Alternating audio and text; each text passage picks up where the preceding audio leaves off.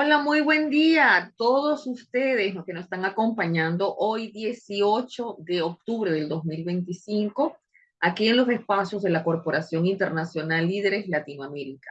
Muchas gracias por su presencia aquí hoy tempranito en nuestro diplomado de neuroeducación, emociones y aprendizaje. En esta mañana de sábado, tenemos varias actividades que realizar y entre ellas, durante nuestro transcurso de la transmisión, vamos a hacer nuestro neuroreto Silatán, que es parte de las actividades prácticas de autoevaluación para que ustedes puedan revisar cómo están adquiriendo sus conocimientos y, por supuesto, llevarse obsequios y regalos que son una muestra de los materiales que tenemos en nuestra plataforma, que es de la biblioteca virtual del diplomado. Muy bien. Antes de empezar, para acostumbrarlos a lo que es el estimular sus capacidades cognitivas, pues, ¿qué les parece si hacemos un ejercicio de gimnasia cerebral? Juego con las manos. Vamos a prestar atención para que puedan hacer este juego breve que les va a servir muchísimo para atención y concentración. Vamos a pasar estos breves minutos para poder entonces entrenar su mente como todos los días en nuestros espacios. Muy bien, iniciamos esta mañana con estos ejercicios de entrena tu mente para todos ustedes y son maravillosos hacer este tipo de ejercicio tempranito en la mañana para concentrarnos, para empezar nuestro día y estar bien activos para lo que vamos a hacer. Espero que hayan seguido algunos ejercicios. Eso se genera con la práctica. Lo importante es no frustrarse, no frustrarse. Siempre que vemos este ejercicio, pues lo hacemos por neurona espejo, lo hacemos por repetición. Así que espero que sea para ustedes de agrado. Muy bien, para el día de hoy tenemos el inicio del módulo número 3, que es para nosotros los neuromitos en educación. Vamos a compartir nuestro material de la biblioteca para que las personas que tengan nuestros materiales por módulo se orienten con respecto a dónde van a ubicar lo que necesitan revisar.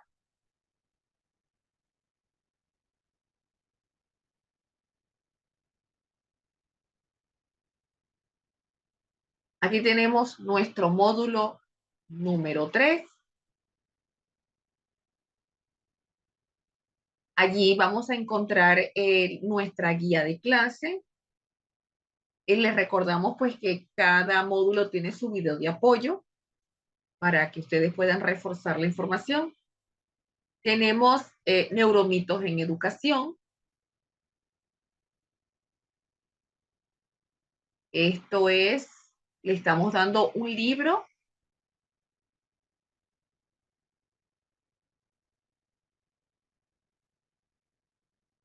Ya va a abrir porque está bastante pesado.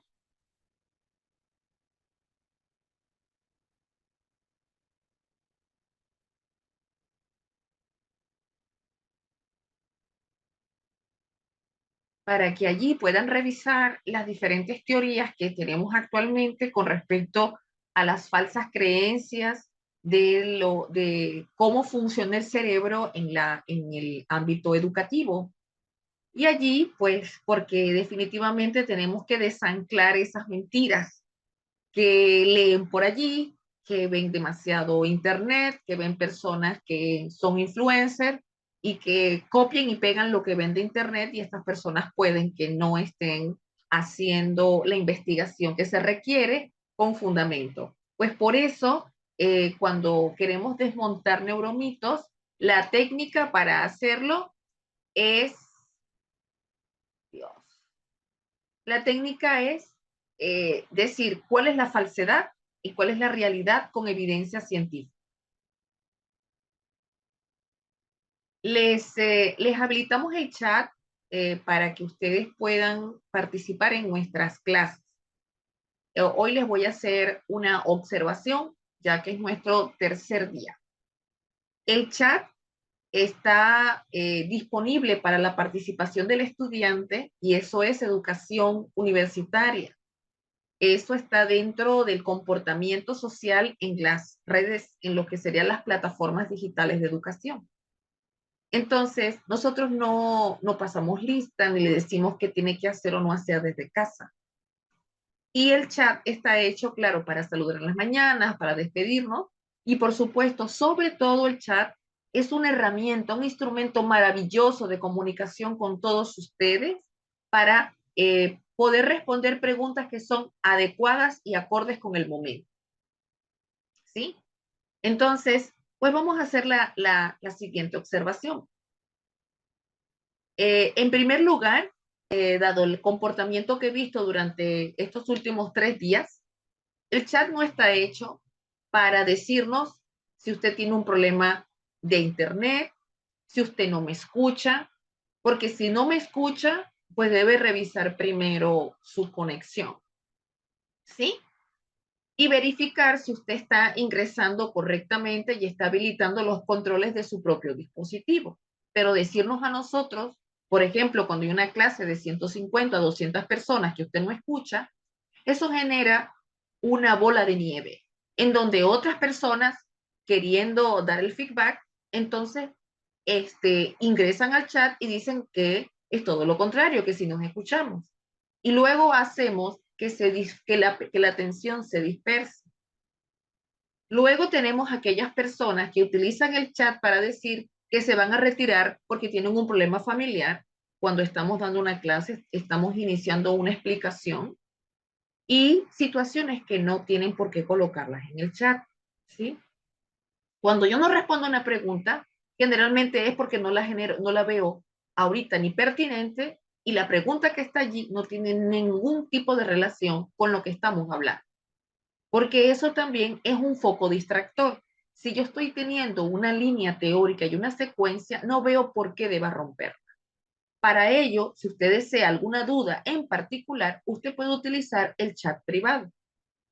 También he observado en estos 3 días que hay conversaciones en las cuales no se están dirigiendo a nosotros o a mí, sino que están conversando entre ustedes. Entonces, si es así, utilicen el chat privado para que puedan conversar entre ustedes y responderse preguntas al privado sin interrumpir la secuencia de nuestras clases. Todo esto es porque realmente hay personas que sí pierden el foco de atención, es disruptiva la situación, va en contra de lo que sería la conducta el buen comportamiento que se debe tener en plataforma, porque eso hace que es como, imagínense, que está en un salón de clase, estamos todos concentrados, estamos dialogando y reflexionando sobre un tema y es como que llegar una persona, abrir la puerta y de repente quiere hablar de lo que ni siquiera sabe que estamos conversando o a tocar un tema que no estamos reflexionando.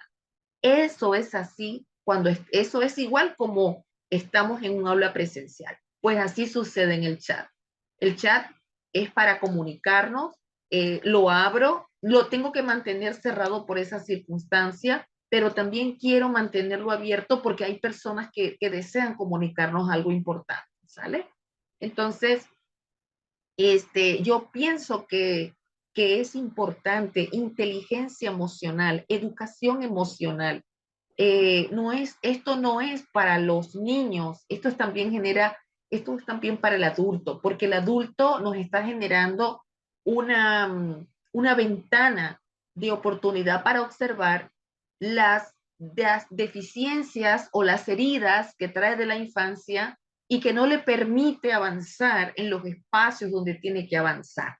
Eso es fundamental. Neuroeducación no es que yo me siente aquí a dar una clase, a decir cómo funciona el cerebro, pero en la práctica no estoy haciendo el feedback que ustedes necesitan para que su cerebro funcione mucho mejor. Y eso es importante, incluyendo de que tenemos un cerebro social, porque de eso se va a hablar en este diplomado.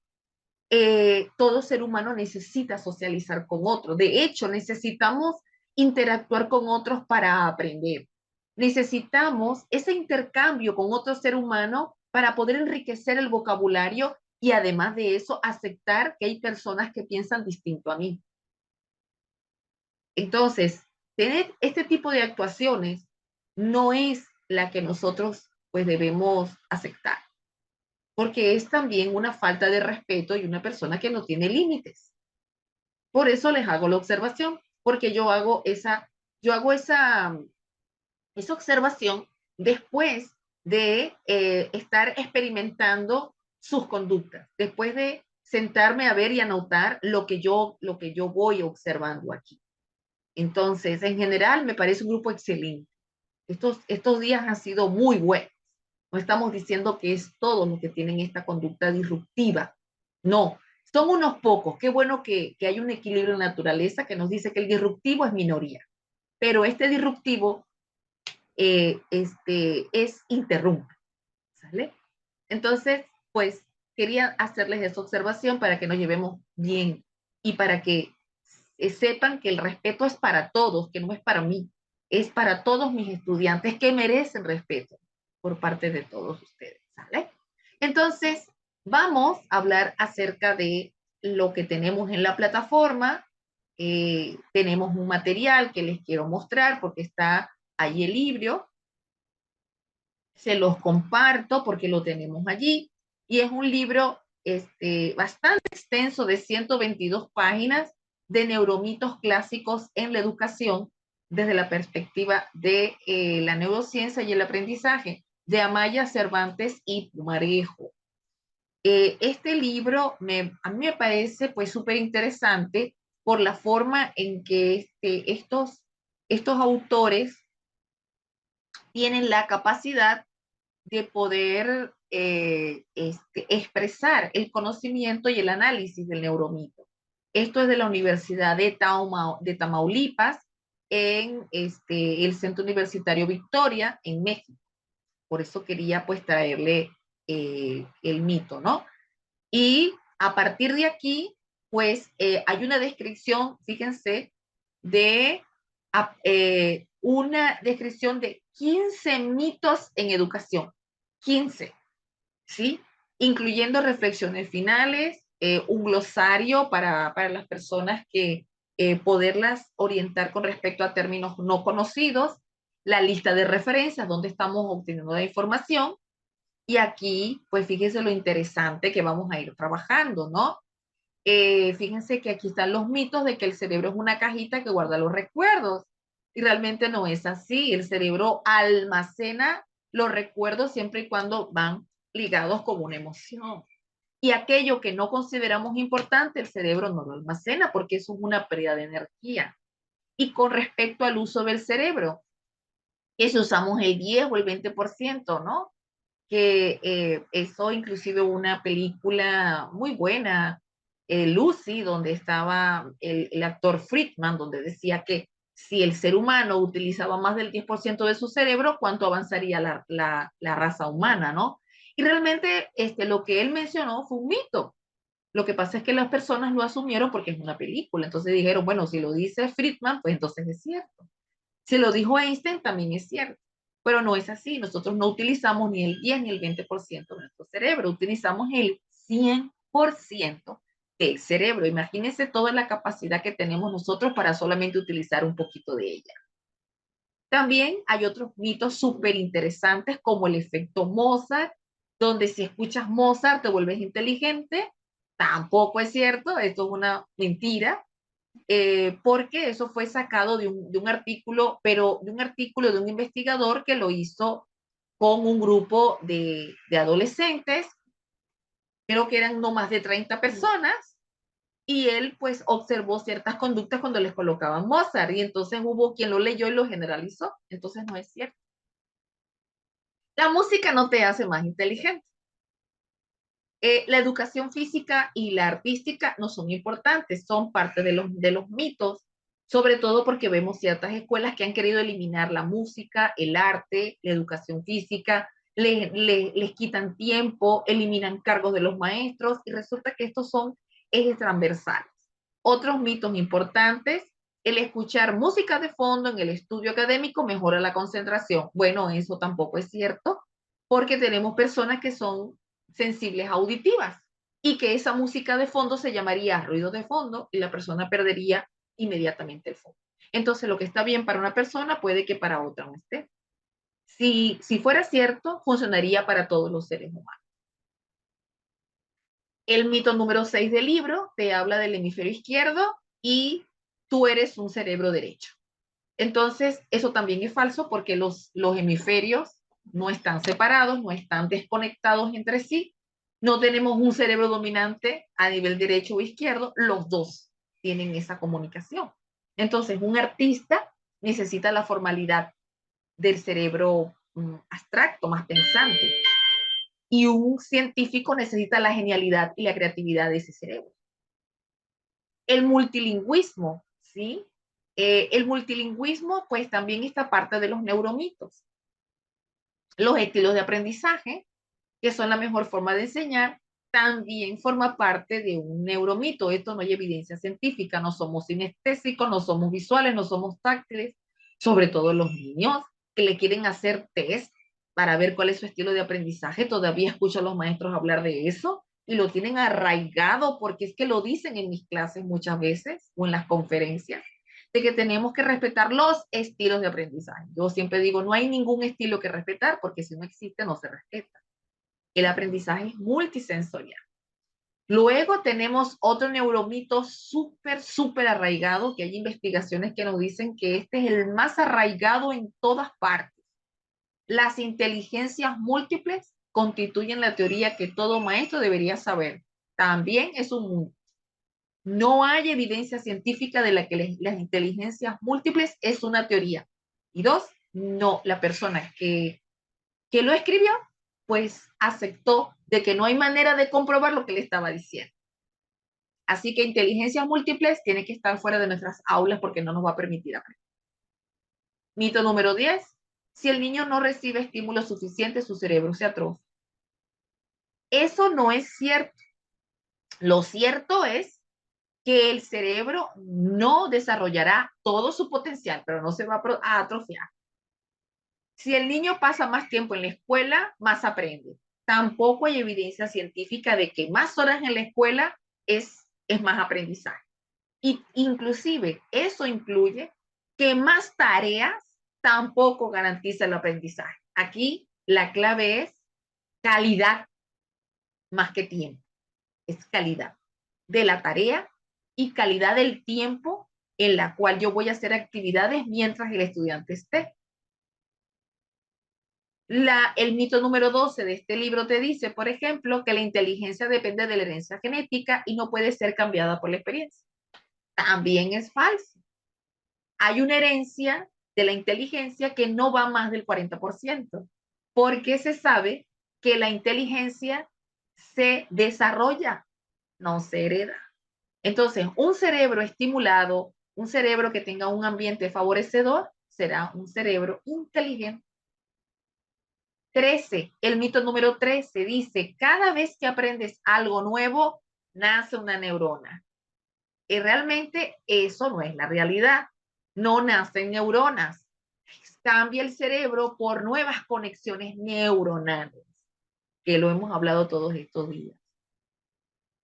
El mito número 14, el lenguaje es el pensamiento. El lenguaje no solamente es pensamiento. Y el 15, los recuerdos se olvidan, pero no se borran. Los recuerdos, hay recuerdos en el cerebro y hay olvidos. Los recuerdos se pueden almacenar dependiendo de mi emoción y mi circunstancia. Es, por ejemplo, una memoria evocativa, donde puede que yo no tenga ese recuerdo constante en mi memoria, pero si yo veo una fotografía de algún familiar y llego a algún lugar y digo, ah, sí, yo lo conocí, yo estuve allí, y de repente se activa ese núcleo del recuerdo. Entonces, es para que observen que este libro pues le va a servir para las personas que tienen el material de mucho. Además de un artículo que me pareció súper pertinente dejárselos, y es los neuromitos en educación. Esto es un estudio chileno, a mí me encantó, porque este estudio chileno llevado por Paulo Barraza e Ivo Leiva hicieron un estudio prospectivo para verificar cuán arraigado está en la población de maestros los neuromitos en educación. Arraigado es que los maestros tienen la certeza que la mentira es la verdad. Y me pareció súper interesante traérselos para que pues ustedes puedan ver los resultados. Por ejemplo, Barrosa y Leiva nos dicen que ellos entrevistaron profesores chilenos, encuestaron a 194 docentes en el norte, centro y sur del país. Fíjense, una buena muestra. El cuestionario que le aplicaron fue online. Ese cuestionario, según Barraza y Leiva, tenía 24 enunciados, de los cuales 11 corresponden a neuromitos. ¿Qué revelaron los resultados del estudio chileno? Para que vean el contexto de Chile en Latinoamérica, Suramérica. Que 60.8% de los docentes encuestados cree en 6 o más neuromitos. Y fíjense que ellos colocaron 11. Y se encontró que los docentes senior, quiere decir los más jóvenes, creen significativamente en más neuromitos que los docentes más jóvenes. Quiere decir que el docente de mayor tiempo está muy desactualizado porque creen los neuromitos. En cambio, el más joven ya no los cree tanto. Entonces, fíjense de la importancia de conocer esta información, porque los neuromitos no nos permiten avanzar, ¿sí? Entonces, vamos aquí aquí. José, buen día, José. Gracias por tu mensaje. Muy bien. Se llama Neuromitos en Educación. Lo tenemos en nuestros materiales. Y es de la Universidad de Tamaulipas. Muy bien. Vamos a ver la guía correspondiente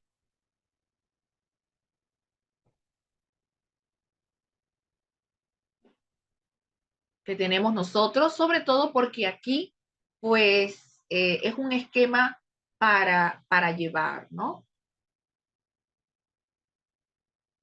Y vamos a ir aclarando, porque también recuerden que tenemos la sección de las pláticas de neuroeducación. Entonces, aquí lo importante, vamos a ir compartiéndolo.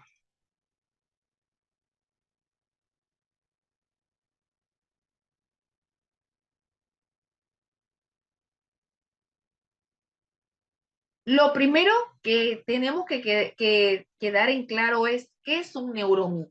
Hablé de los tipos de neuromito para que ustedes observaran en esta secuencia de las, bueno, expusieron 14, hay muchísimos neuromitos, pero los que uno habla cuando uno habla de 10 a 14, porque hay un ranking en los cuales están demasiado arraigados en educación. Hay muchos, pero son los que más observamos que ustedes utilizan.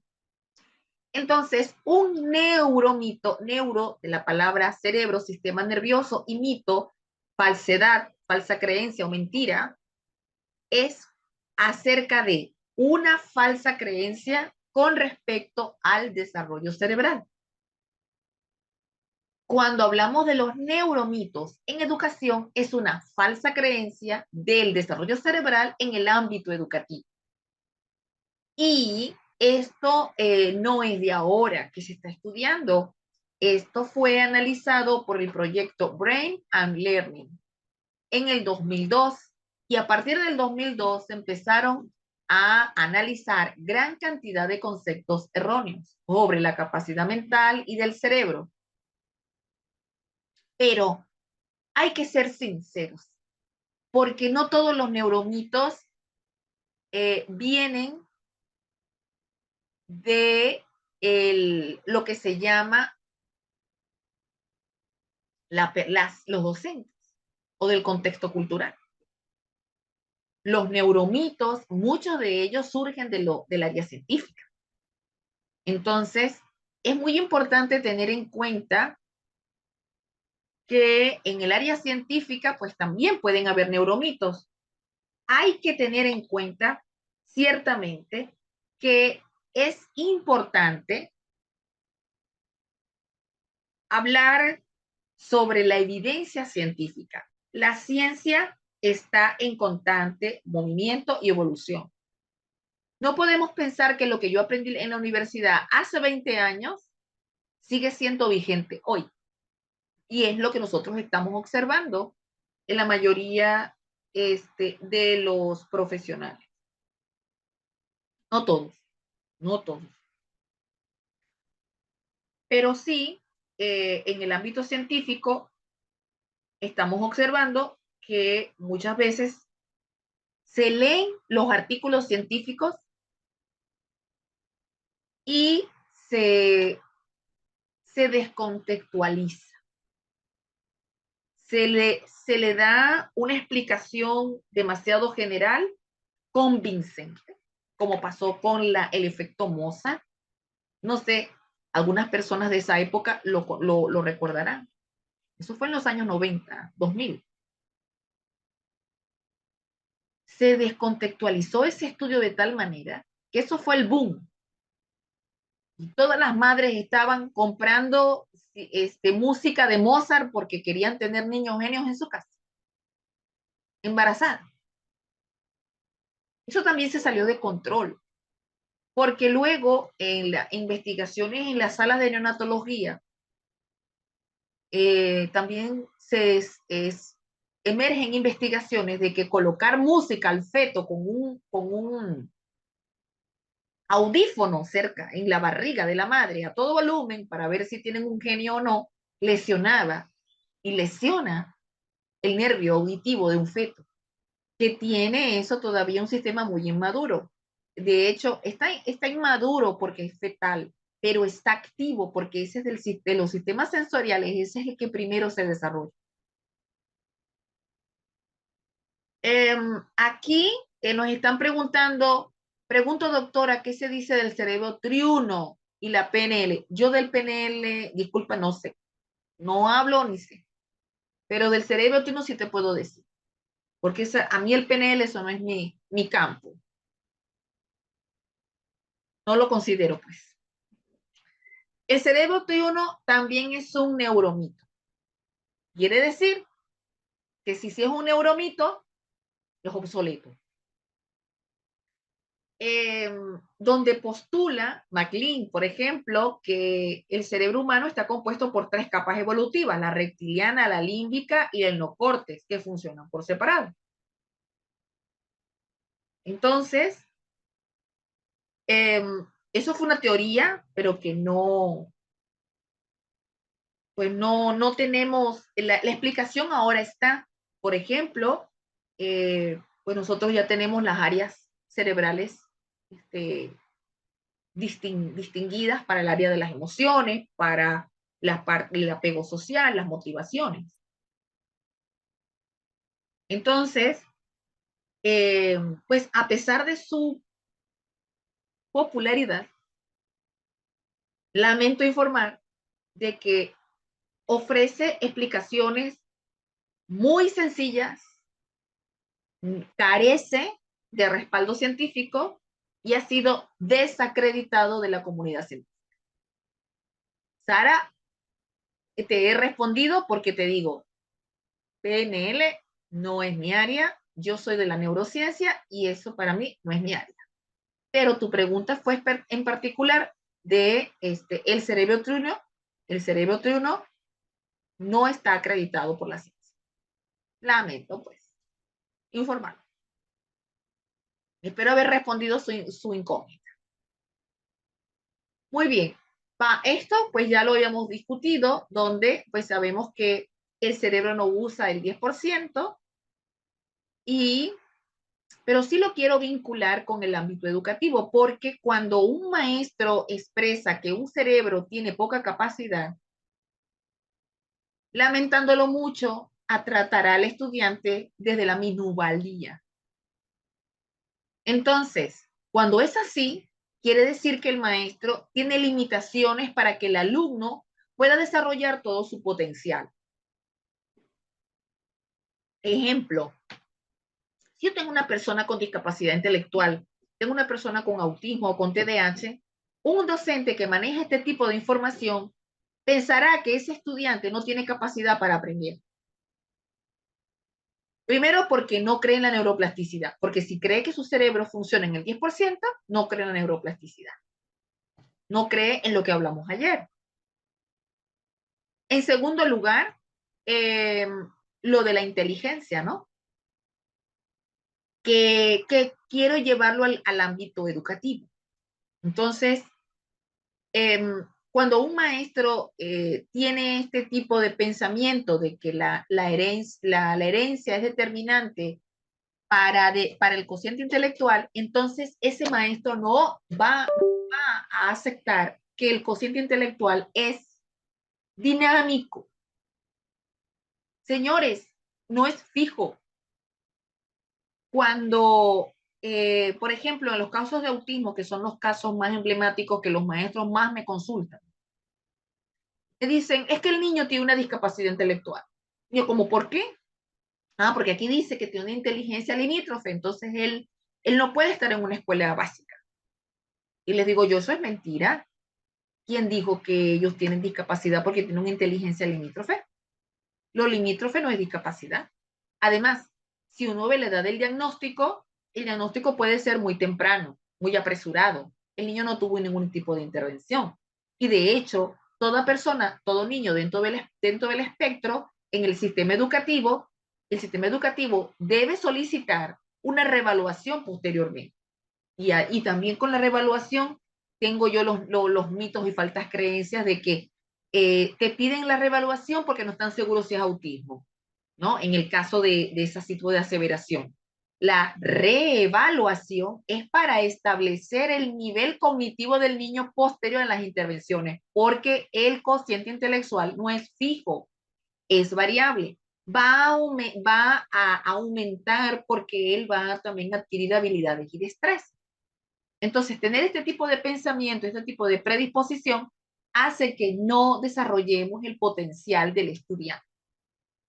Por eso es tan importante este tipo de, este. Luego tenemos aquí el mito número 3, en donde se habla de que los resultados del aprendizaje de los estudiantes mejoran si se le proponen actividades de acuerdo a un estilo de aprendizaje. Pero también hemos visto que hay un test que se llama el BAC, en donde empiezan a determinar el estilo de aprendizaje. Y eso realmente no es cierto. Lo que sí es cierto es que tenemos canales sensibles, muy sensibles. Yo en una oportunidad hace 3 años atrás, cuando estaba haciendo la acreditación de coaching, querían, dentro de la programación, estaban solicitando que uno hiciera ese tipo de test. Por supuesto, mis coach me dijeron, sabemos que tú no crees en eso. Y yo es que no creo en eso, sino que no hay evidencia científica de que eso es cierto. Así el instrumento esté estandarizado, no tiene base. Entonces yo dije, bueno, yo lo voy a hacer porque me están exigiendo que yo lo entregue hecho. Y lo maravilloso del caso es que cuando yo entrego ese test en contra de lo que yo estaba creyendo y tengo la certeza científica, resulta que el test dijo que yo tenía todas las habilidades, todos los canales activos, que yo soy visual, que soy auditiva, que soy sinestésica, eh, que soy muy táctil para aprender.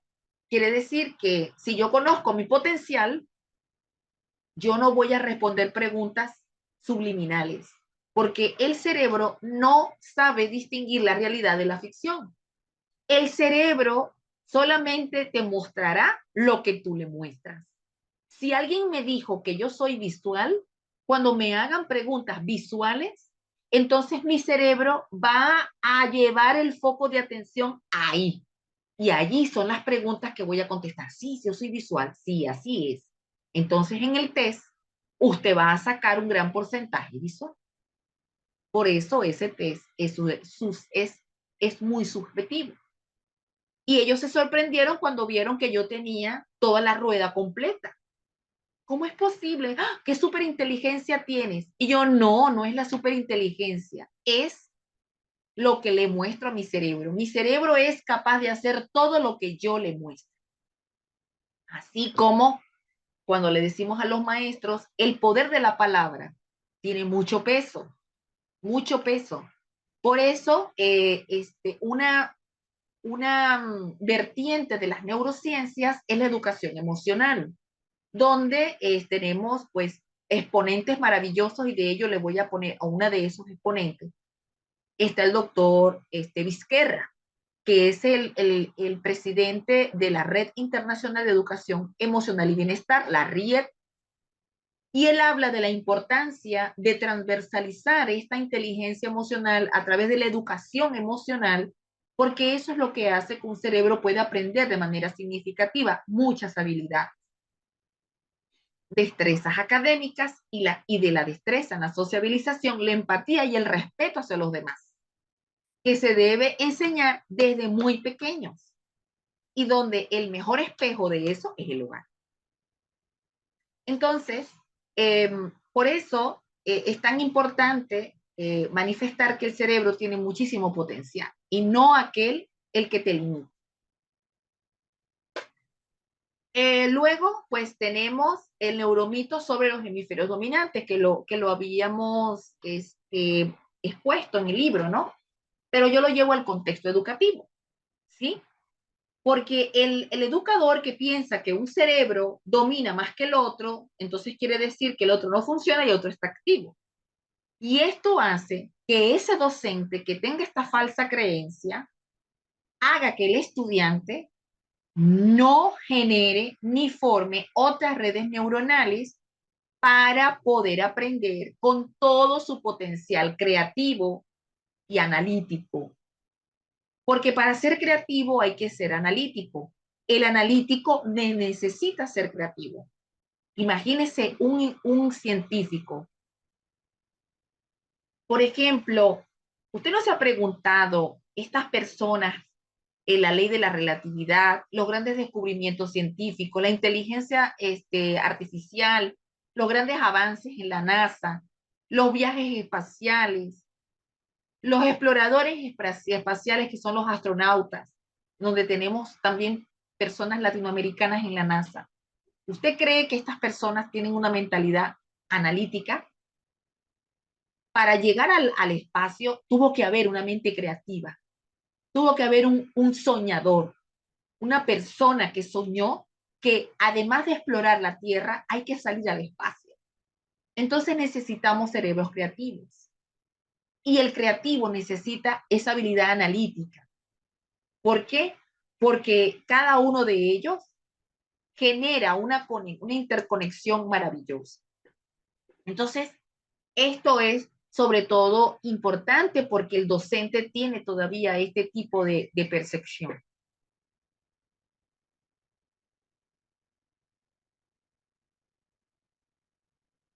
Este, Fefita, disculpa, yo no te voy a llevar la contraria con tu comentario, me parece muy bien porque tú estás hablando de tu perspectiva.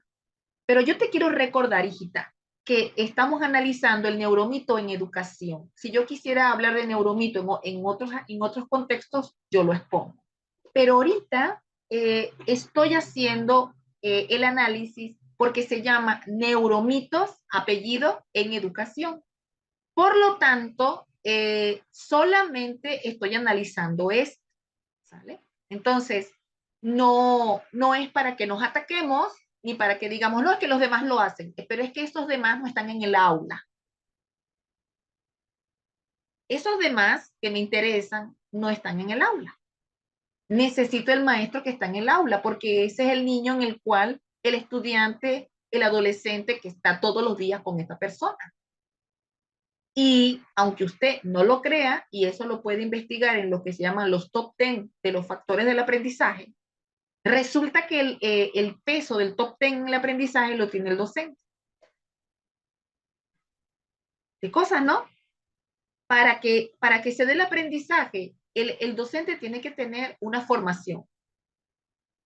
Dos, para que los factores determinantes del aprendizaje indica de que el docente tiene que tener una valía y una trayectoria. tiene que ser respetado. Fíjese, top 10 para los factores del aprendizaje. Ese docente tiene que ser empático con el estudiante, tiene que conectar con el estudiante. Top 10, el docente, fíjese, en el caso de, de las top 10, el docente tiene que saber que hay neurodiversidad en el aula y tiene que reconocerla para poder desarrollar habilidades en ellos a través de estrategias específicas para cada necesidad. Y lo demás corresponde al estudiante. La motivación, el estar comprometido con el aprendizaje, porque ya lo de las técnicas pedagógicas sigue siendo del docente. Entonces estamos analizando eso. Vamos a seguir con el otro neuromito, que es qué pasa con los primeros 5 años de vida en las personas. Hay un mito arraigado que se decía que si no aprendes en la primera infancia, en otro momento no aprenderás. Si estamos todos aquí, estamos hablando de, de que entonces nosotros no tenemos capacidad neuroplástica para aprender, que el cerebro no generará nuevas conexiones neuronales para aprender. Entonces, ¿qué hacemos aquí? Porque seguimos, vamos a la universidad o porque vamos a hacer una maestría o el doctorado. ¿Para qué? Si nosotros solamente aprendemos en los primeros 5 años de vida. Entonces, eso es un neuromito muy arraigado porque se piensa que si estas habilidades no se desarrollan en ese momento, no serán después. Sí se podrá, claro que sí, porque son periodos claves. No lo niego, porque la primera infancia, que es el periodo de mi interés de investigación, tiene una capacidad de generar un número muy elevado.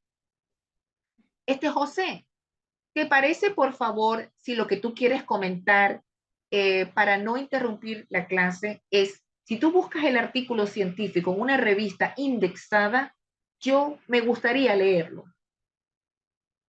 porque se llama, creo, estamos haciendo lo que yo estaba más bien observando. Si usted quiere colocar algún punto sobre la mesa, vamos a basarnos en la ciencia, como lo dice el doctor Francisco Mora. Es hora que la ciencia llegue a nuestras aulas, se instale y empezar a que el maestro deje de utilizar, yo creo, me parece, recuerdo, sin basamento científico. ¿Qué le parece si me busca un artículo en una revista indexada y lo discutimos? ¿Sale?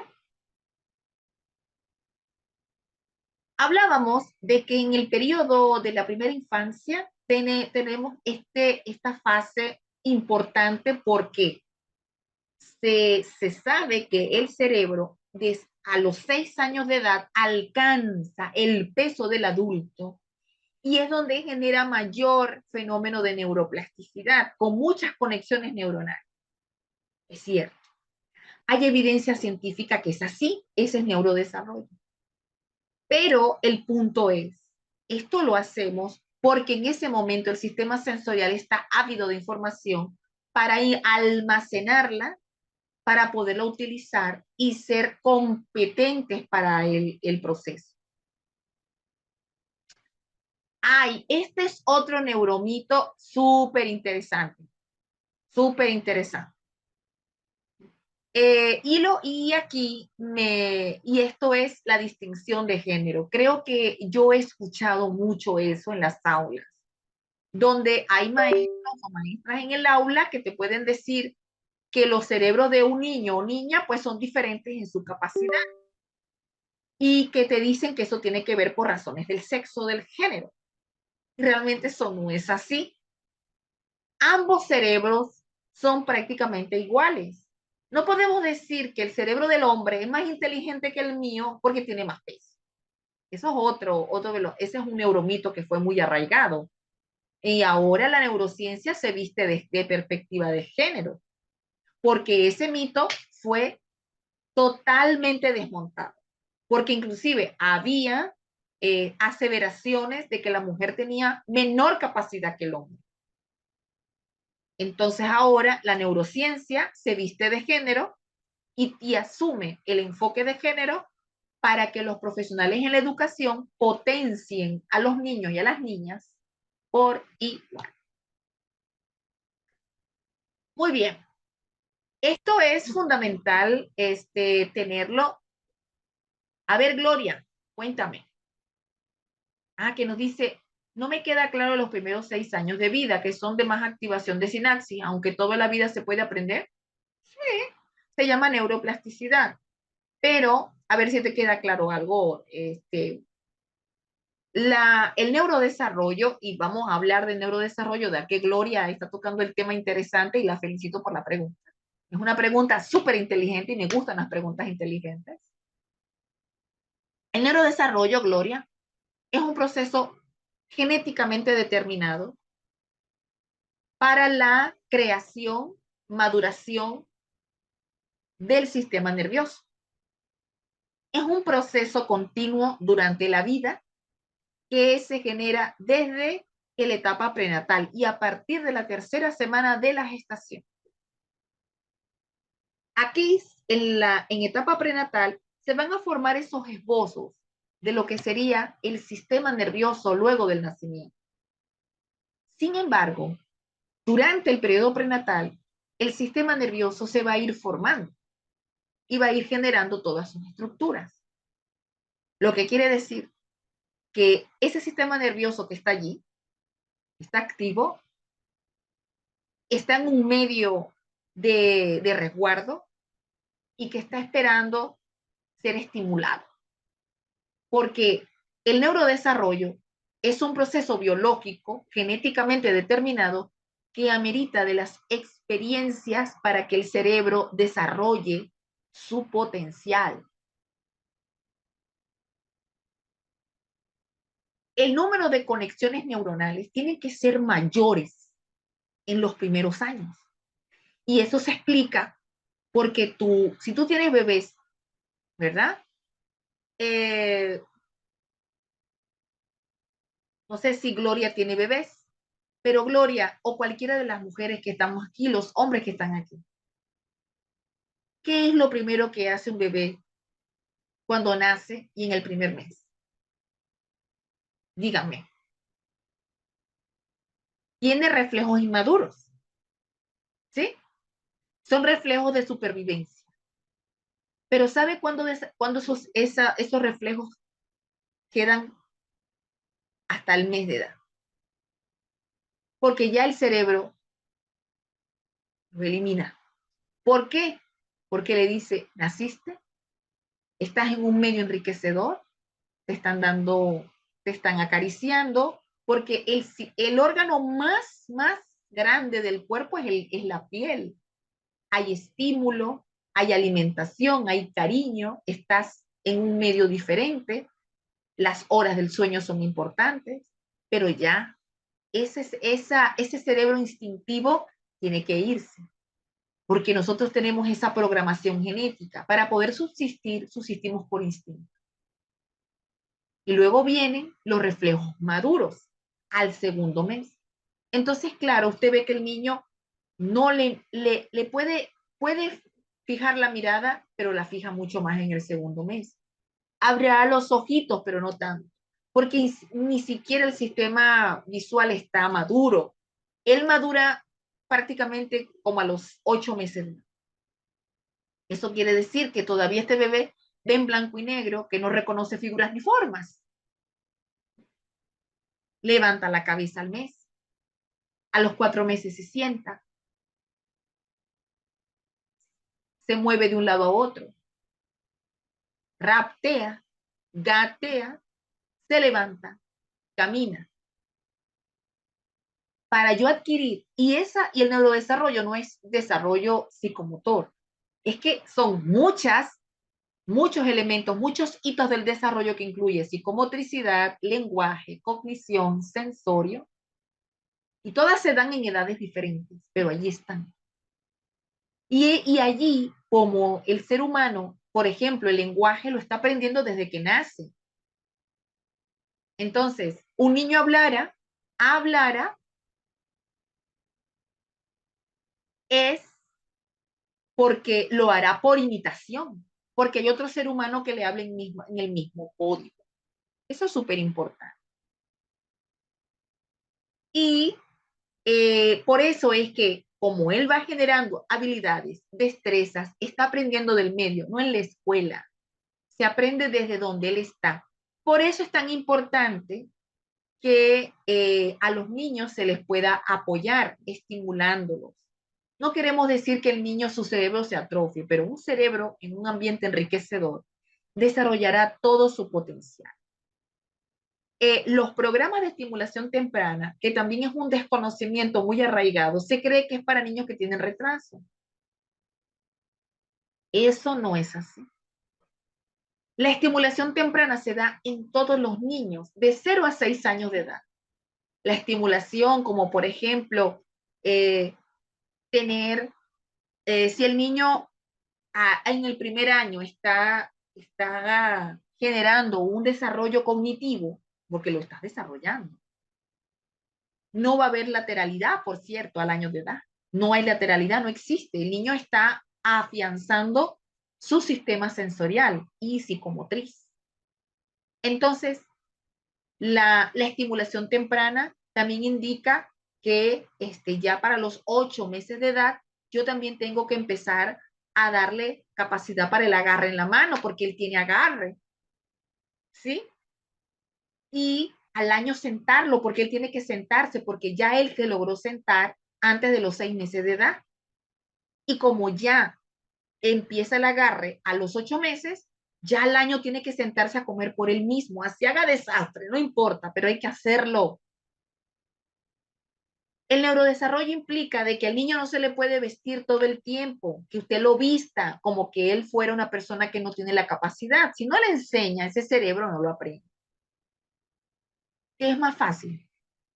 Entre los 3 y los 4 años de edad, que los niños se quiten los zapatos. Déjenlos que se los quiten, porque eso es una acción motriz. Lo complejo es ponértelos, que se coloque los calcetines. No importa que ya entre los 4 y los 5 años de edad se coloque la ropa al revés, pero lo hace. Entonces, a los niños hay que generarle aprendizaje desde el hogar para que puedan generar muchísimos aprendizajes instrumentales, habilidades para la cotidianidad. Entonces, que el niño se le haga todo, no se le está haciendo un favor, se le está limitando su capacidad de aprender. Es que es muy niño, no puede. Claro que sí puede.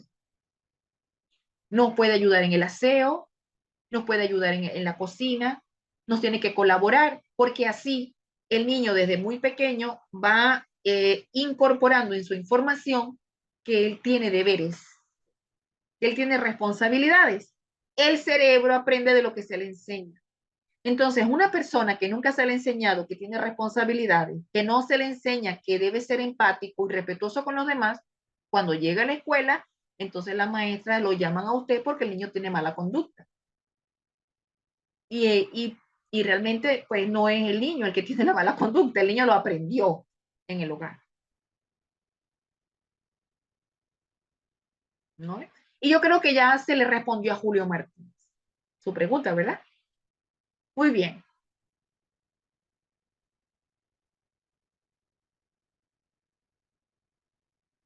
De nada, Gloria.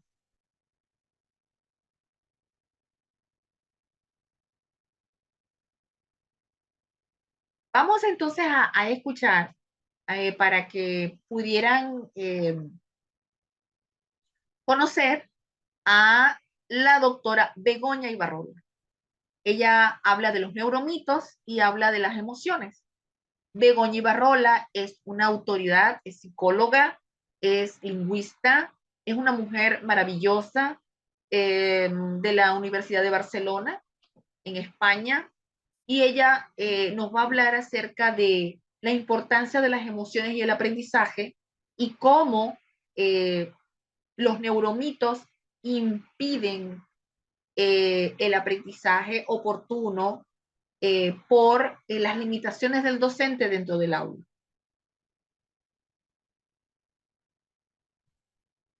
Aquí Julio me dice que le explique lo que es la diferencia entre la estimulación temprana y la estimulación oportuna. Bueno, número uno, la estimulación temprana es un programa. Lo de oportuna es una característica. Esa es la diferencia teórica. Julio, ¿estamos de acuerdo? La estimulación temprana es un programa que te puedo explicar maravillosamente. Y lo oportuno es una de las ventajas del programa. ¿Por qué? Porque la estimulación temprana son actividades, son ejercicios que se aplican a los bebés desde que nacen. ¿Y cuál es la fecha en que tenemos que cerrarlo? Porque ya no sería ni oportuno ni temprano. Ya después, ya a los 6 años de edad, ya no es ni oportuno ni temprano. Porque ya ese periodo de primera infancia ya pasó. Y se va a enfocar en aprovechar la alta plasticidad que tiene el cerebro en esos años tan fundamentales y tan sensibles, sobre todo porque la estimulación temprana se lleva a cabo por juegos, rutinas en diferentes áreas, como lo es la motricidad gruesa, la motricidad gruesa, fina, el lenguaje, así como el área socioafectiva, el área sensorial, porque hay actividades sensoriales que se hacen con los niños. Y por supuesto, cuando hablamos de los beneficios, hablamos de que es oportuno. Es oportuno porque va a potenciar todo el desarrollo sensorial. Daisy, si usted tiene algún problema con la conexión, escríbame al privado, por favor, si es tan amable. Y va a mejorar en el niño no solamente su habilidad física, no solamente y para aquellos en las cuales yo pueda prevenir los déficits en el desarrollo, sino que también va a fomentar ese niño esa confianza, esa capacidad de que el niño pueda relacionarse con ese entorno que él necesita para aprender sin miedo. Eso es muy importante, sin miedo.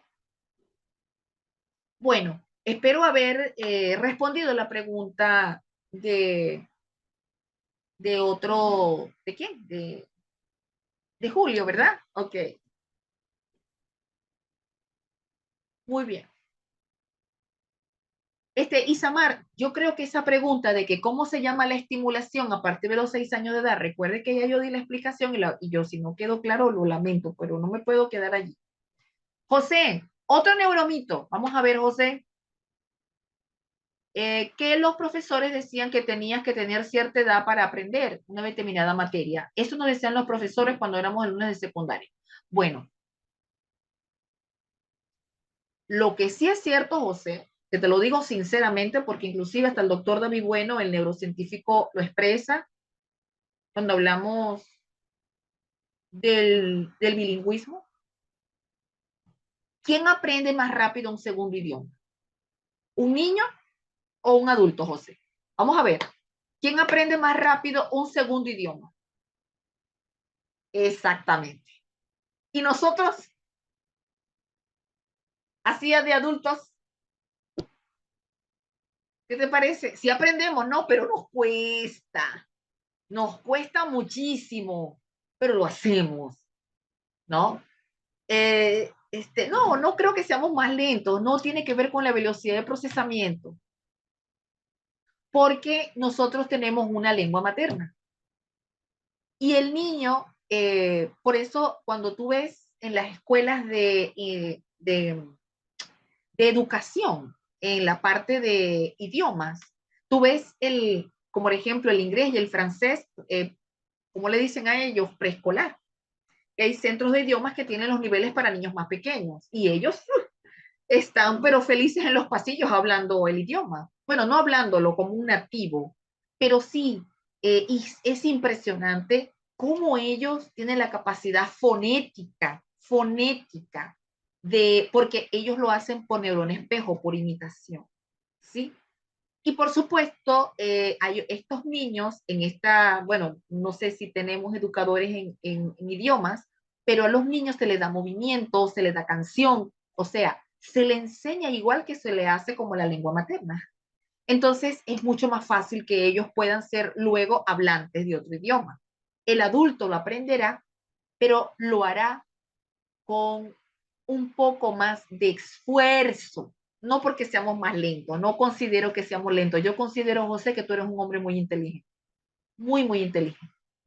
No es lentitud, es desaprender y aprender algo que ya generalmente ya nuestra estructura cerebral tiene consolidado, que es hablar en un segundo idioma, no pensando en el idioma materno. Entonces eso queda como más, más dificultoso, pero no es difícil.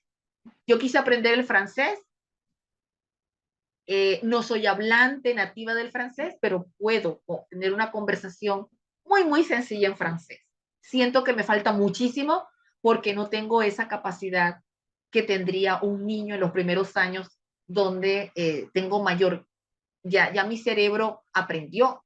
Eso es la diferencia entre el cerebro del adulto, el cerebro del adolescente y el cerebro del niño, porque nosotros tenemos asentamiento de nuestros conocimientos, tenemos abstracciones. Entonces eso es diferente. Gracias, José. Muy interesante tu pregunta. Muy bien, vamos entonces a escuchar a la doctora Ibarrola para que tomemos notas, por favor, y hagamos el ejercicio reflexivo, que es lo que nos llevamos de la reflexión de los puntos de interés. ¿Qué quiero yo? Las ideas principales, poderosas y destacadas que nos da la doctora Ibarrola. Vamos a escuchar.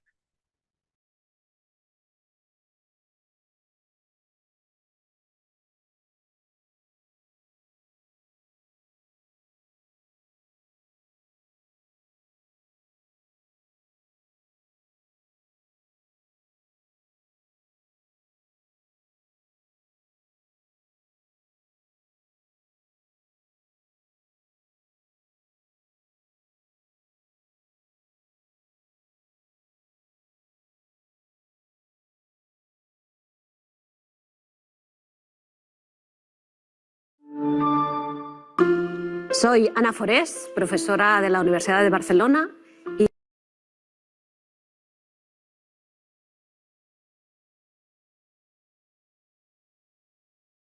Una disculpa, coloqué el video de Ana Forés en vez de colocar el de la doctora Begoña. ¿Qué les parece? Vamos a escuchar a Ana. Ana es una psicóloga lingüista. Eh, ella nos va a hablar de los neuromitos y luego coloco el de la doctora Ibarrola, ¿sale? Para no perderla.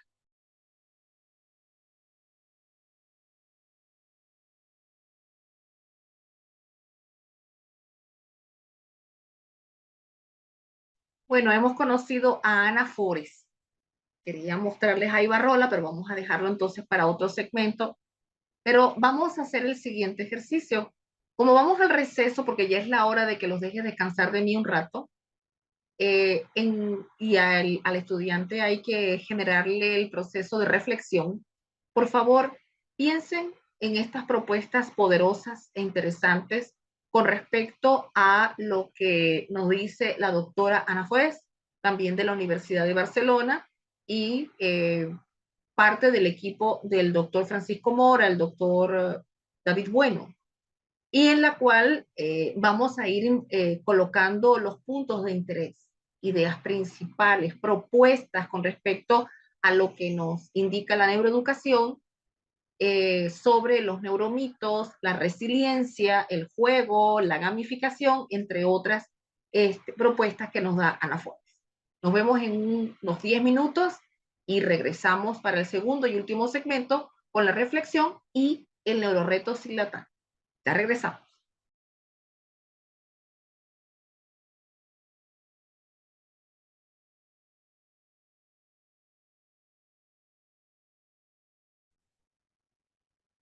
Bien, estamos de regreso de nuestra pausa activa. Muchas gracias por permanecer con nosotros. Ya estamos todos eh, exponiendo lo que vamos a hacer para este momento y vamos a ir rápidamente a nuestra sección de reflexiones desde la neuroeducación, y en la cual se les pidió en el segmento anterior, luego de haber escuchado a la doctora Ana Forés, la reflexión acerca de estas ideas principales, estas propuestas que nos expone la doctora Forés con respecto a los neuromitos y la importancia de la neuroeducación en nuestras aulas.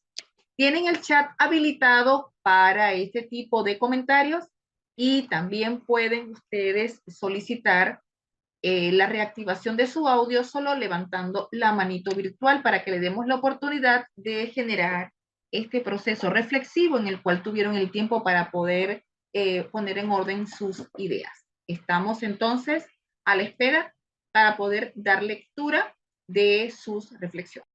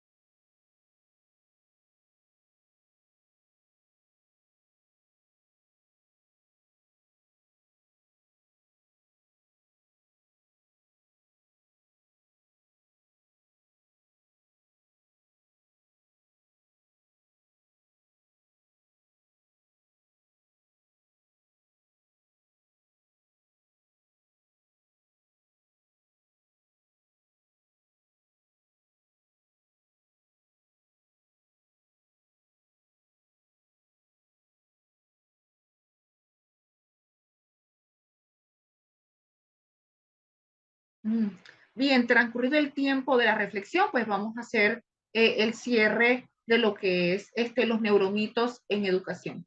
Gracias, Gloria, por tu comentario, a Mirla y a Gilma.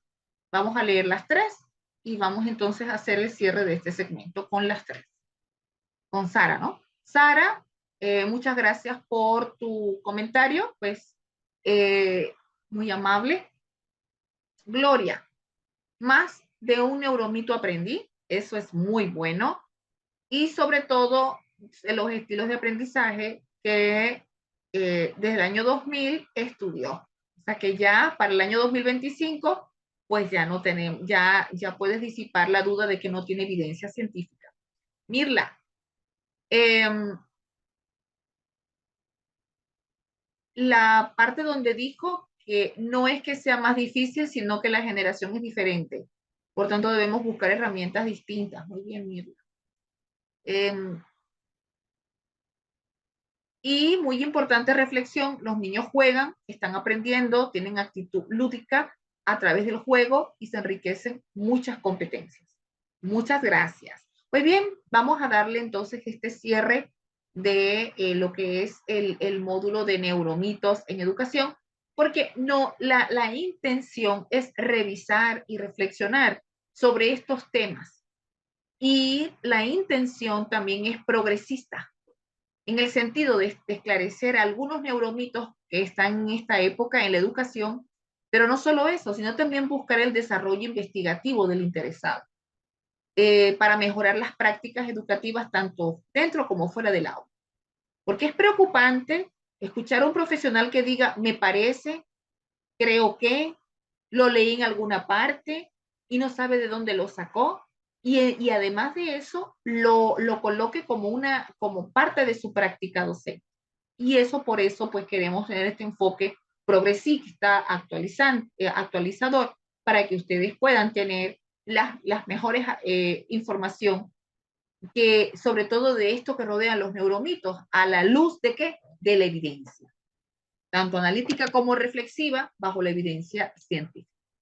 Entonces, pues vamos a ir haciendo importantes llamados, como lo es. Lo primero es, en conclusión, pues ciertamente el cerebro no es una caja, tampoco puede ser comparado con un procesador o una computadora. No almacena recuerdos y tampoco funciona como una videograbadora, sino que él funciona como un proceso conglomerado de diferentes tipos de memoria y que van a trabajar en forma muy dinámica. ¿Para qué? Para poder enriquecer los recuerdos y a la vez consolidar y reconstituir esos recuerdos. Quedó claro que no usamos ni 10 ni 20% del cerebro, sino que se activa en su totalidad y con preponderancia en áreas, dependiendo de los procesos o circunstancias internas o externas. Esto quiere decir que la participación colectiva cerebral premia el que se involucre en diferentes informaciones pertinentes. También hablamos del efecto Mozart. No se volverá la persona más inteligente, pero sí puede motivarse para realizar alguna tarea. Ahora, dependiendo de la experiencia del sujeto, otras piezas musicales podrían ser más favorecedoras para inculcar la motivación o deprimir, o que la persona se disguste nada más al escuchar. Entonces, no es la mera escucha de la música, sino el entrenamiento musical lo que ha mostrado resultados cognitivos significativamente favorecedores. Fíjense de la importancia de las artes, la pintura, la música, la educación física. Son beneficiosas tanto para la cognición como para la salud.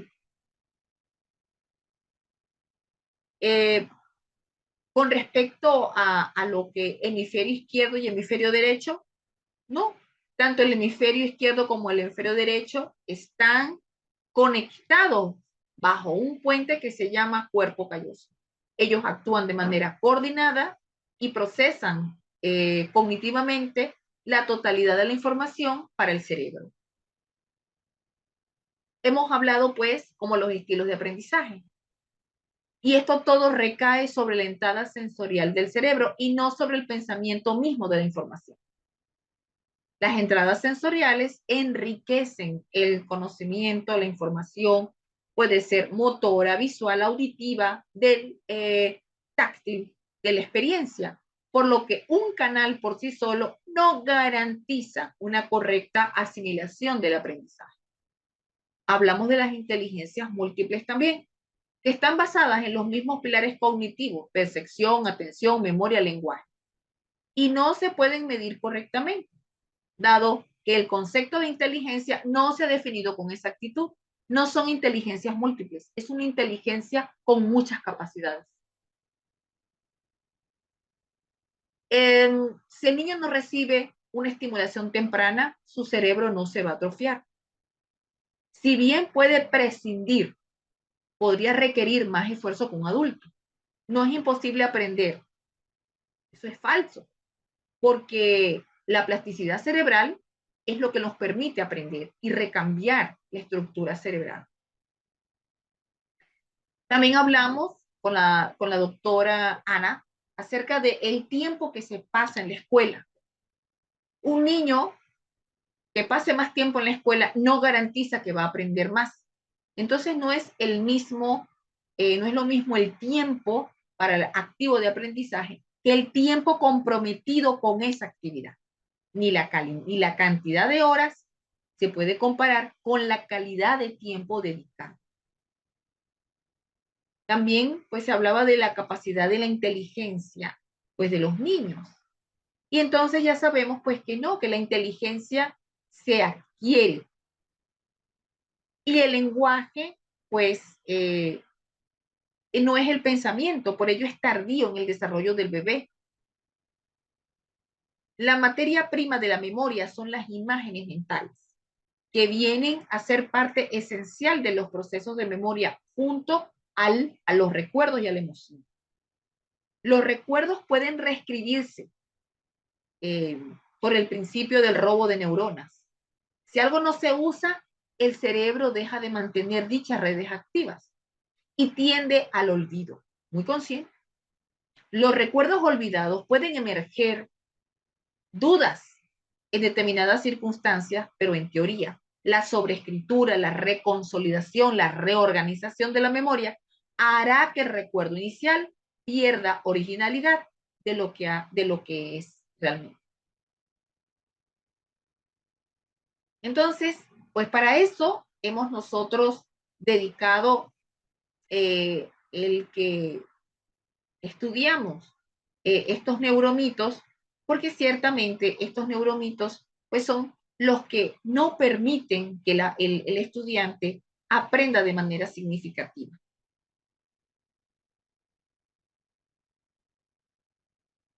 María del Pilar nos dice, por ejemplo, muchas gracias María del Pilar, aprendí sobre la resiliencia y la asertividad. Y Jorge Laine, que nos dice, peor aún, querer dar ese diagnóstico avanzado en creo que. José, en algunos casos un hemisferio reemplaza alguna función que dañó el otro. José, te voy a dar una explicación científica a lo que tú estás diciendo. No estamos hablando de hemisferios, José. Estamos hablando de áreas cerebrales. El cerebro es capaz de poder compensar funciones en áreas cerebrales que pueden estar dañadas, porque veo que tienes un pensamiento bastante persistente con respecto al hemisferio, y realmente no es el hemisferio, es área cerebral. Porque fíjate, ¿qué ser humano puede sobrevivir cuando no puede interconectar? Yo tengo niños, bueno, algunos años por malformaciones congénitas, con agenesia del cuerpo calloso. Imagínate, ¿sabes? Agenesia es que no se forma. El cuerpo calloso es el puente que te estoy diciendo que conecta un hemisferio derecho con el hemisferio izquierdo. Bueno, mija, imagínate los niños que me nacen con ese tipo de malformación congénita, postrados en una silla de ruedas, con parálisis, con espasticidad, con, eh, con problemas, con ausencia de reflejos, no hablan, no ven, no oyen, no hay conexión. Lo que quiero que te lleve, José, para que puedas abrir un poco más el entendimiento es, en áreas lesionadas, el cerebro compensa, busca otras áreas para poder compensar lo que un área no puede hacer.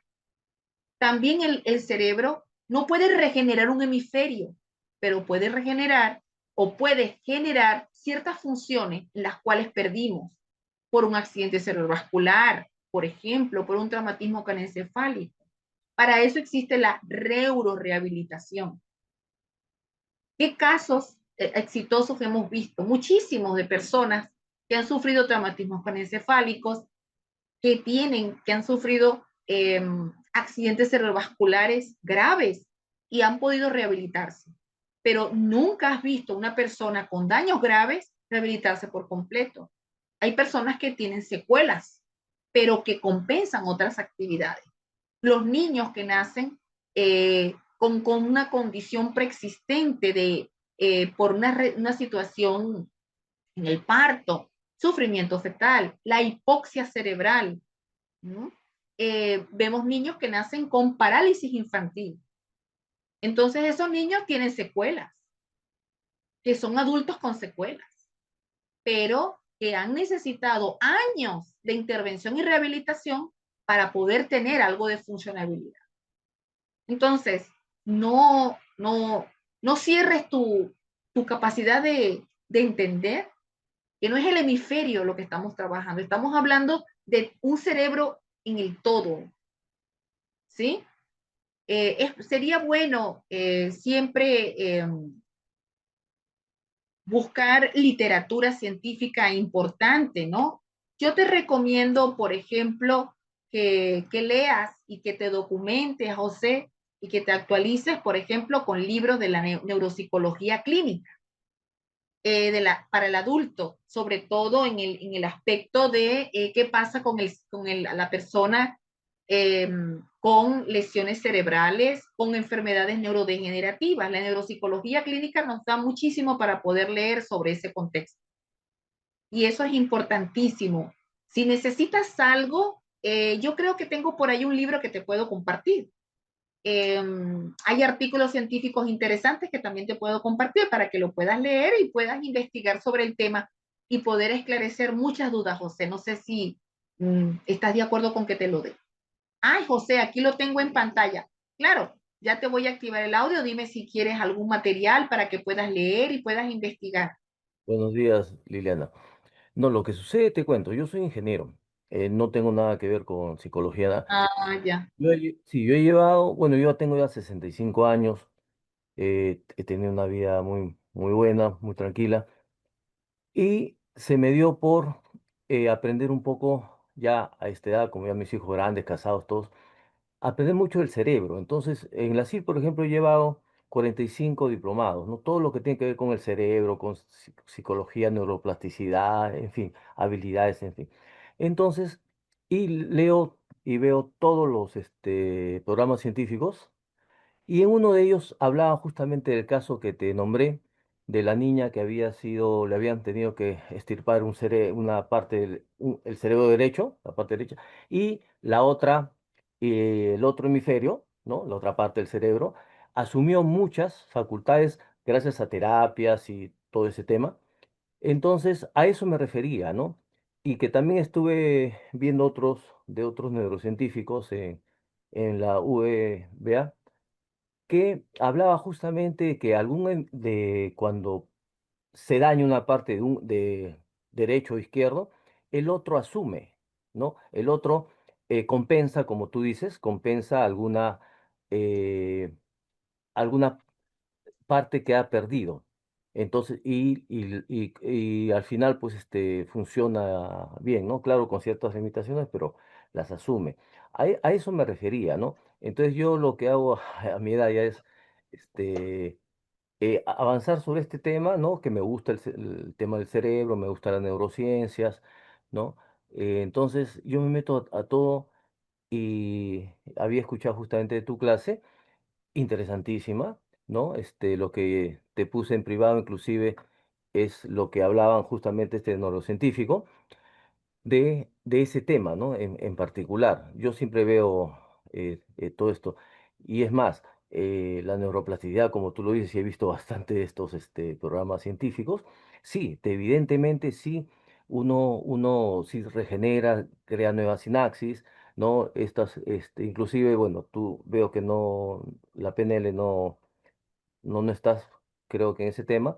Yo sí, yo soy coach internacional con PNL este, de un Instituto de México, y como dice no me acuerdo ahorita el nombre del neurocientífico, que hablaba de la palabra, ¿no? Que justamente con la palabra, con el lenguaje, tú puedes crear nuevas conexiones sinápticas y eliminar otras, ¿no? Lo que se llama creencias limitantes, ¿no? Y puedes hacer que tu cerebro, por esa misma esa plasticidad, pueda reemplazar, ¿no?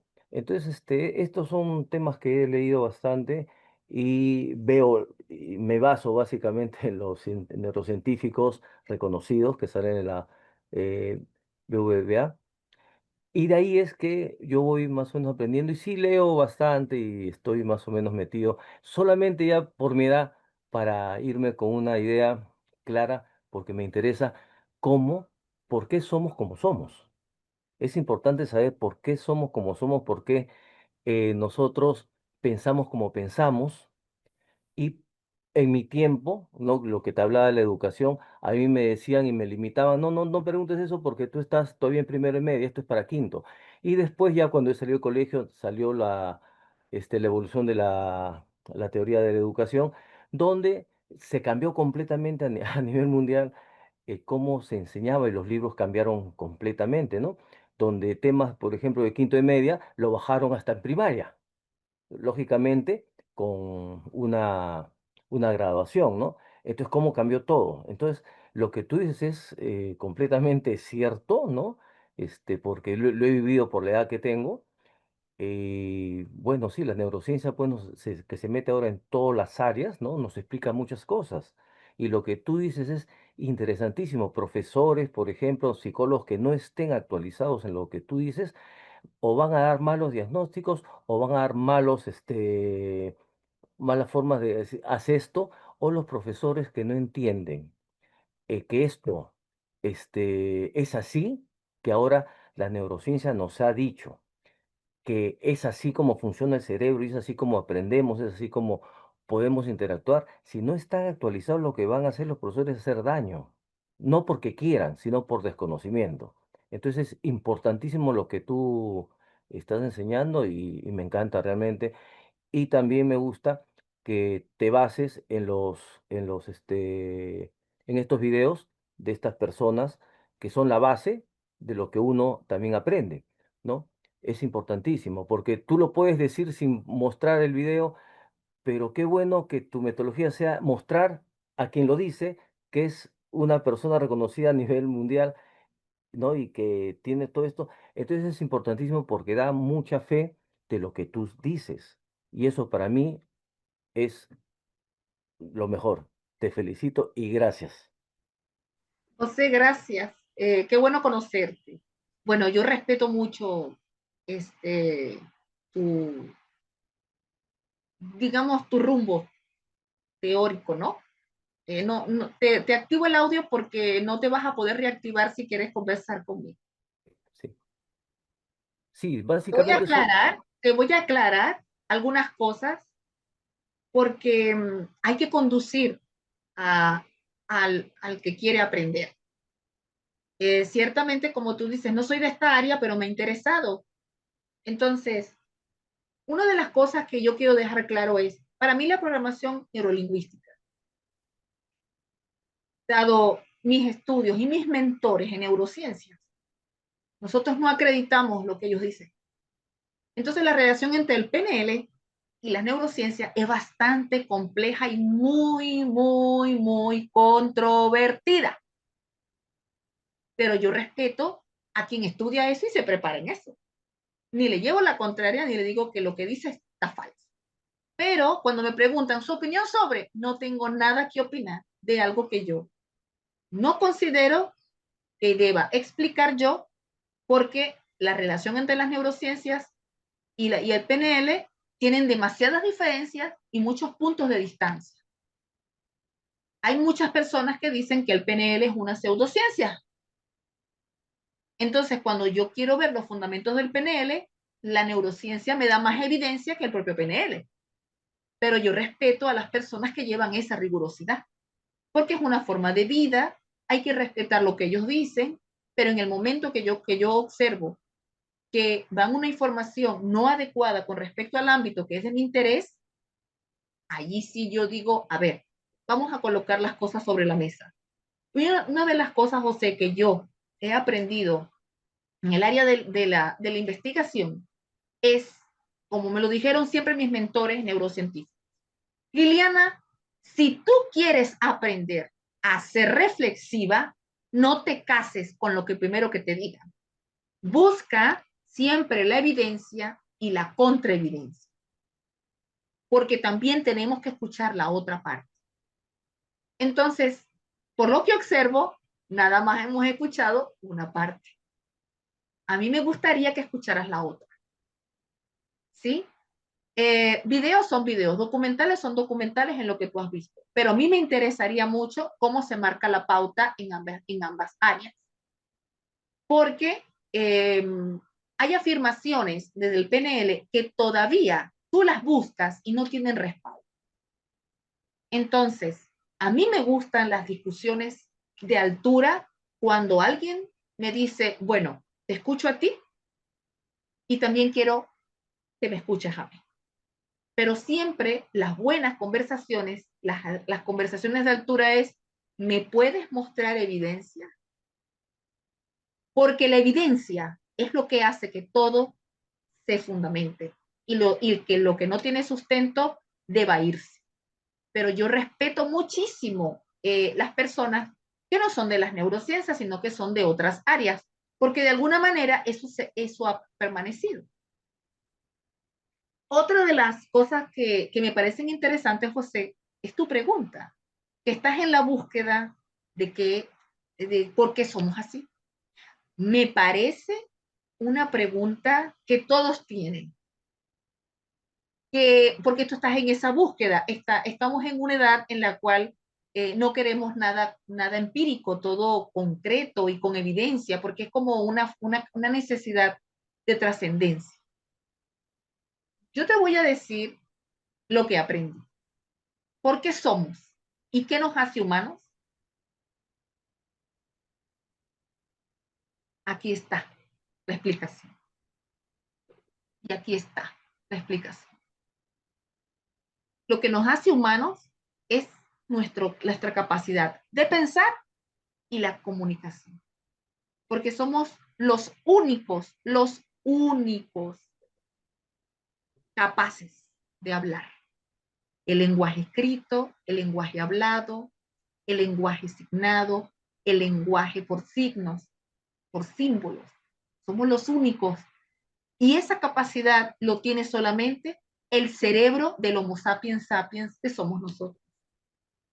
Pero cuando a mí me preguntan el significado de la vida, que por cierto, de una conferencia en una universidad a propósito de la salud mental, donde me dicen, doctora, nosotros queremos que nos dé, desde la perspectiva de las neurociencias, lo que es la salud mental para las neurociencias.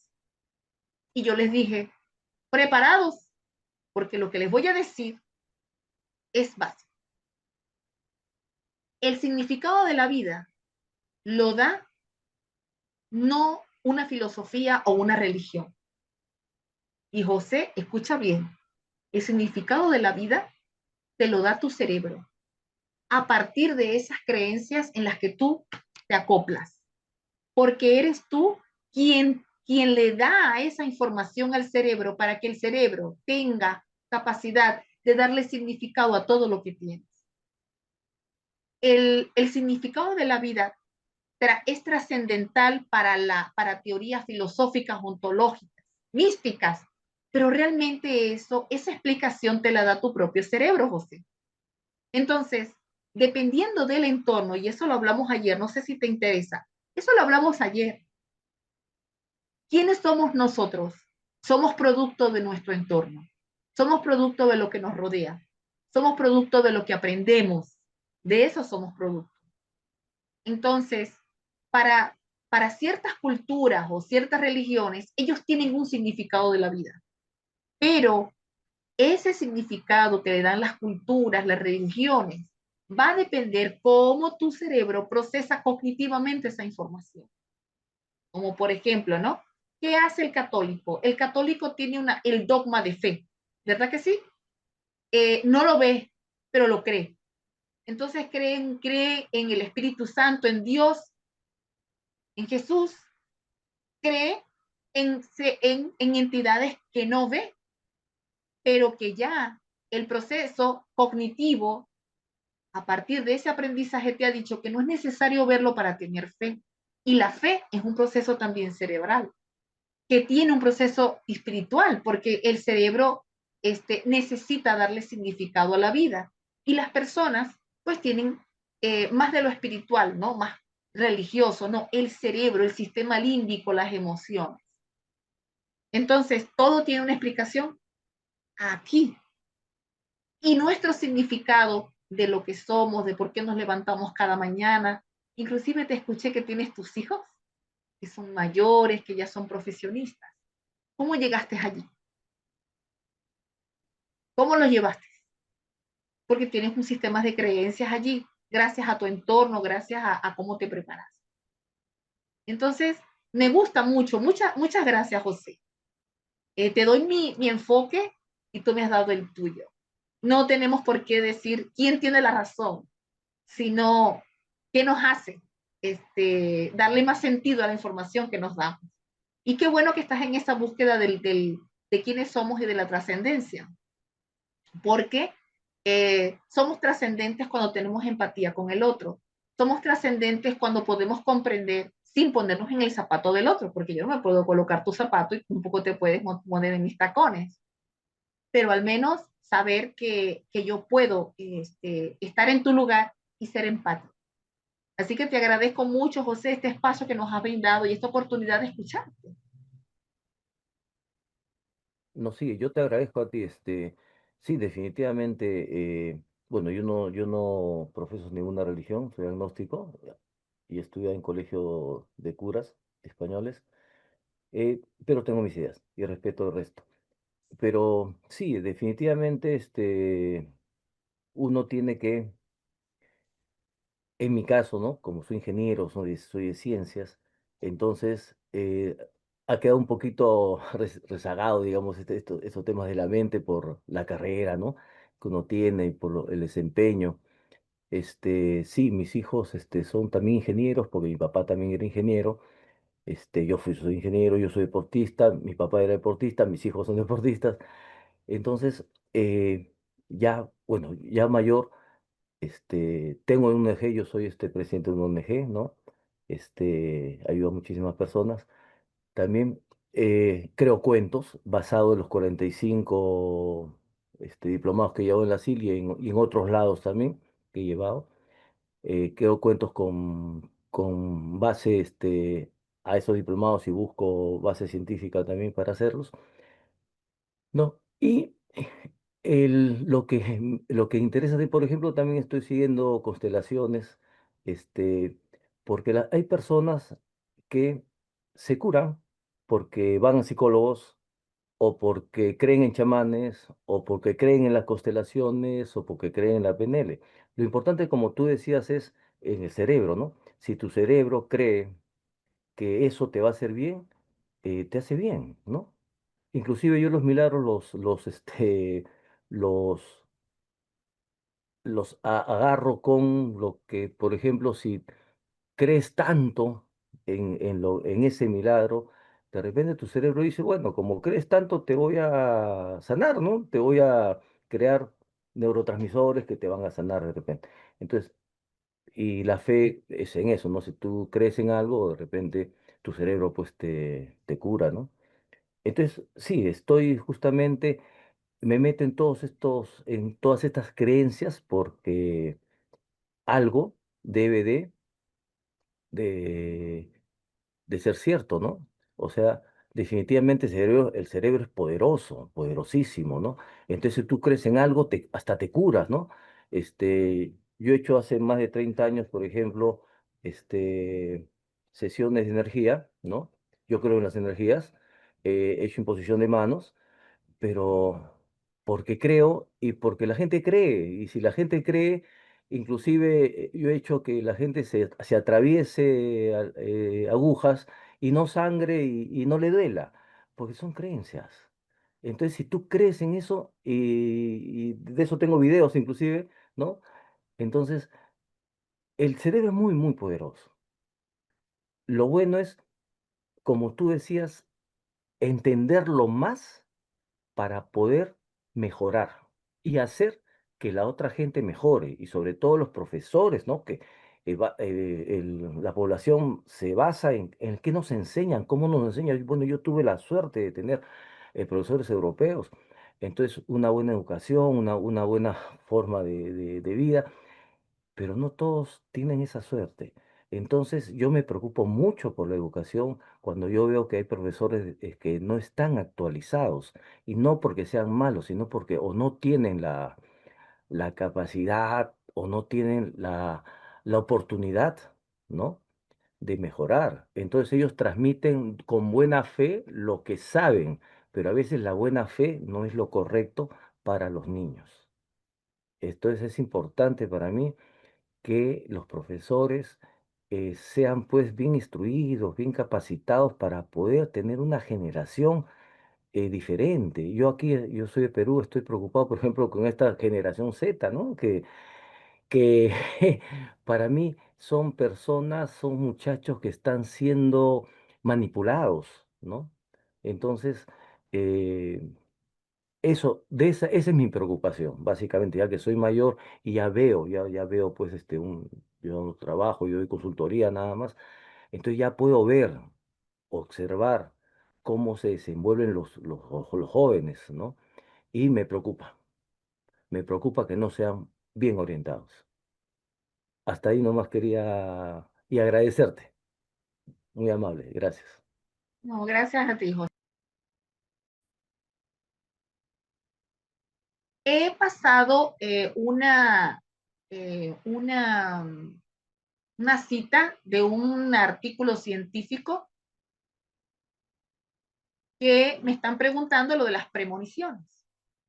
Fíjense, el cerebro es tan maravilloso que el cerebro predice. Pero si ustedes escucharon la conversación con José, recuerde que el cerebro aprende de lo que usted le enseña. Entonces, premoniciones, predicciones, visión del futuro. El cerebro es predictor. El cerebro, vamos a suponer, si usted dice, suena el timbre, ¿será el cartero? ¡Ah! ¿Viste? Lo visualicé, era el cartero. ¿Y usted no estaba esperando una carta? ¿Usted no estaba esperando, por ejemplo, un envío que le va a llegar por alguna agencia de envío de algo que compró por internet? ¿No estaba esperando, verdad? Predice. Pasa la comida por el microondas. Entonces usted dice, ¿estará caliente? Pues no, predice. Ahora, si el plato cae al suelo, ¿qué cree que pasará? ¿Se salvará? No, pues el cerebro predice, se rompe a pedazos. Y hay platos que no se me han roto. Ah, caramba, bueno, no era lo que predije. Pues quedó vivo el plato, ¿no? Entonces, cambia verde el semáforo, pues el auto se ve en marcha. Entonces, la vida cotidiana no es, no es otra cosa, sino una serie constante de pequeñas construcciones, ¿sí? Entonces, hay estudios neurocientíficos, y por eso se lo dejé a todos aquí, se los respondí, que es el sentimiento anticipatorio. Y una investigación del 2020 que les dejé, hay varias, pero creo que en esta revista de Review Bio Behavior les puede servir, que está en inglés. Y allí te dice cómo son los sentimientos anticipatorios, qué correlato neurológico y lingüístico de marcadores hay con ese sentimiento anticipatorio. ¿Vale? Entonces espero pues que lo disfruten, ¿sabes? Y que les sirva. ¿Ok? Muy bien. Fíjense, hemos llegado al final de nuestra transmisión. Hoy ya se nos fue la mañana muy hermosa. Vimos todo el módulo que teníamos que dar hoy y nos dimos el tiempo para poder reflexionar. Estoy muy, muy contenta de tener un grupo tan bueno, tan dinámico, de personas tan inteligentes, porque eso potencia muchísimo el aprendizaje. Lo importante es que a partir de aquí, pues llevar la ciencia al aula. Pienso que es fundamental conocer siempre la contraparte, que eso fue lo que aprendí desde joven en la investigación, porque desde muy joven estoy en investigación. Y siempre me dicen, escucha la otra parte, escucha qué es lo que tiene que decir. Y por supuesto, eh, podamos ser empáticos para poder escuchar lo que el otro también me tiene que decir, porque tiene sus argumentos. Y ahí viene lo de las conversaciones, porque no somos enemigos, no, no tenemos por qué discutir. El que te discute y el que te quiere hacer que la persona cambie de pensamiento solo porque tú quieres que así sea, me está irrespetando. Entonces, siempre hay que respetar mucho el pensamiento del otro porque son procesos cognitivos. Y cada proceso cognitivo es una construcción que esa persona generó, que le generó tiempo, que invirtió parte de su vida en ese pensamiento, y no voy a venir yo a quitárselo, pero sí a dejarle una información para que revise, como la duda razonable. Está bien lo que tú dices porque es tu forma de expresarte, es el tiempo que ya lo tenemos, pero ¿qué te parece si también podemos escuchar la contraparte, ¿no? Para que todo sea una mediación muy diplomática y para poder llegar a puntos, ¿no? De puntos de encuentro, porque todas las personas tenemos que llegar a puntos de encuentro, no a conflicto. Eso es lo que menos se desea, ¿sí? Entonces, pues, tengan un feliz fin de semana. Los espero el día lunes a las 6:30 de la tarde, hora Colombia. Cuídense mucho para que nos volvamos a ver. Gracias y feliz sábado para todos ustedes. Bye, bye.